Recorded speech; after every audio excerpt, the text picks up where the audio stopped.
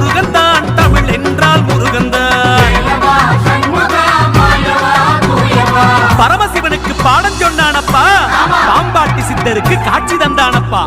அருணகிரிக்கு ஞானம் கொடுத்தானப்பா, அவ்வை பாட்டியின் தமிழை கேட்டானப்பா, அகத்தியரின் அன்பை பெற்றானப்பா, போகர் நவபாசானத்தில் எழுந்தானப்பா,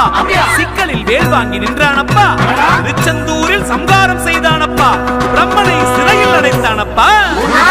படை வீடு